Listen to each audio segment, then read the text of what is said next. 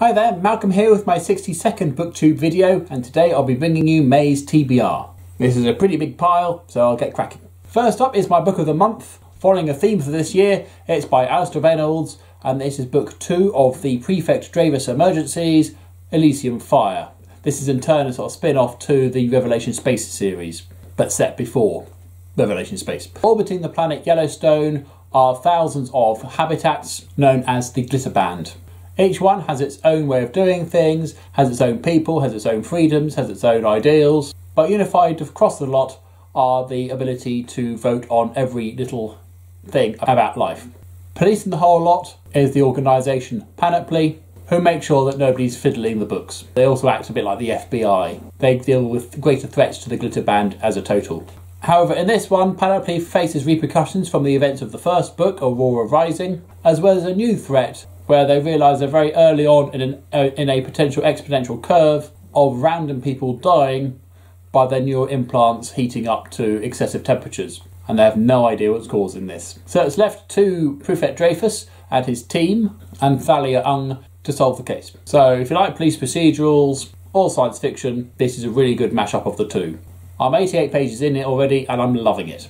Once I finish that, I'll continue reading and hopefully finishing this time Magician by Raymond E. Feist. This is book 1 of the Rift War saga. I managed 236 pages last month. This follows a Greek magician-to-be by the name of Pug. As he learns the art of wizardry, it will come in handy because the realm is under threat from another realm. Not another country, not another land, but another reality or another dimension, as people transport through some sort of portal to come and conquer their lands. I've got to the point where that's all really kicking off now. Full of nice fantasy things such as dwarves, elves, goblins, giants, princesses, kings, kingdoms. Look up fantasy in the dictionary, there's a picture of this book. As I said in my last video, I don't read much fantasy, but this is actually quite enjoyable. Very keen to finish it. Because if I do get through this beastie, I'll then get on to finish a book I started last year, Intervention by Julian May. This is book 1 of the Galactic Milieu series, and in turn follows on from the saga of the Exiles. The book follows a guy called Roji Ojetian,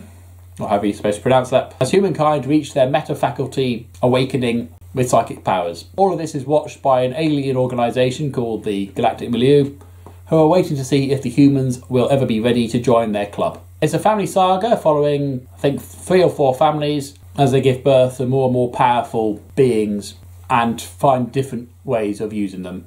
Absolutely great stuff. Highly recommend this series. As I keep saying, this is the sort of thing the HBO should take up, having finished Game of Thrones. About a third of the way in, really eager to finish this one. It's a reread, but I've not read it for a while. And if I do manage to do that before the end of the month, I'm confident, I'll then move on to another tiny book, book 3 of the Inkworld series, Ink Death by Cornelia Funk. Meggie and her father have the special ability that if they read from a book, they can make the things in the book come into reality.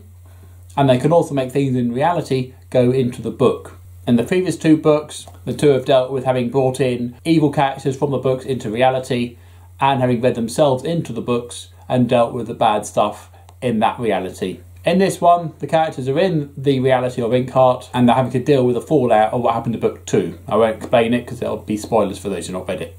At 713 pages long, coupled with Magician and Intervention. Okay, I'd already started those, but that's quite a lot of pages to try and get through this month. So not entirely confident I'm going to finish this one, but I'm hoping to at least start it. Our library book for the month, which I'll start reading 10 days toward the end of it, is Zombie Apocalypse, created by Stephen Jones and written by a whole host of authors. This is written in the Illuminae style, with notations, newspaper clippings, emails, phone texts and other such mediums to tell a complete story. They have books 1 and 3 in the library, so I know there's at least 3 books of the series. I'm hoping they're book 2. But looking forward to reading this. I've not really read one like that with this sort of makeup. And it's zombies. You can't go wrong with zombies. Unless it's the short story Everything is Better with Zombies, which is absolutely atrocious. While boiling the kettle, I'm still playing my way through The Walking Dead, Rise of the Governor by Robert Kirkman and Jay Bonanzinga, following the early days of the Governor, also known as the baddie from season 3 and 4.5, before he becomes the evil person that he becomes. His daughter's still alive, he's got his brother with him, and they're just trying to survive. Really enjoying it. And I ought to mention that it's the Governor from the graphic novels, not the TV series. On my graphic novels this month, I intend to complete the Star Wars series Star Wars, billed as a fresh continuation from the original film, as if nothing else had ever happened. but keeping a lot of the stuff that has happened elsewhere. So far it's been okay. There's some nice things in it, but they kept too much from the original to really make it different. But I'm going to stick with it. I've got the comics, which make up the next 2 graphic novels, and that's the entire series. Nicely drawn. And then in my previous video, I mentioned that they'd introduced a character. I'm looking forward to seeing what they do with her. And for everybody else in the household, I also read, starting with, if you're going by order of publication, then book 2 of the Edge Chronicles, Storm Chaser by Paul Stewart and Chris Riddle.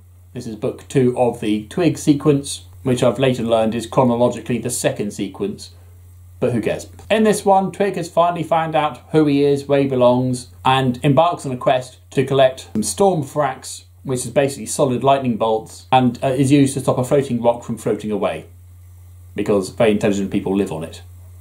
And can't be that intelligent though. Filled with Chris Riddle's wonderful illustrations. We're only 41 pages into it so far, so I'm not going to finish it this month. I'm going to give it a really good shot nonetheless. Full of quirky characters, creatures and locations. To my older son, we've nearly finished Whale Adventure by Willard Price, where Hal and Roger, instead of collecting animals for their zoos, have boarded a whaling ship and have tried their hand at old-fashioned whaling. Definitely not a book that would be written nowadays. Certainly our view on whaling has changed a lot since then, but certainly very, very informative into how it used to be done, but also why whaling became the problem it became, and still is. Great boyish adventures.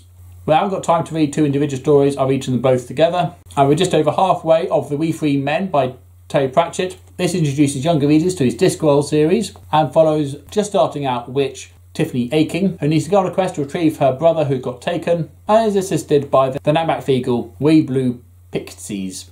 Absolutely hilarious. The boys are rolling around on the floor in laughter when I read this to them, and butchering the Scottish accent while trying to read the Nat McFeagle part is always great fun. Such a good book. And to my wife, we are reading book 8 of The Expanse by James S. Okori and Tiamat's Wrath. I could tell you stuff about this book, but that's pretty much spoilers for everything that's come before. Set in space, it's political, it's action-packed, the earlier books had zombies in them. These basically chronicle humankind's reach for the stars. They've already colonised the planets, the moons, the asteroids, fought each other, killed each other, discovered things. This is what happens next, potentially, possibly. Absolutely great stuff, epic in scale, with some really brilliant characters which we've grown to love over the last 7 books. I cannot recommend this enough. Also, do go and check out The Expanse, the TV show, which is now on Amazon. That's got 3 seasons so far, and that covers basically books 1 and 2. It doesn't get much better than this. We started it last month. We're nearly halfway now. Whether we finish it by the end of the month,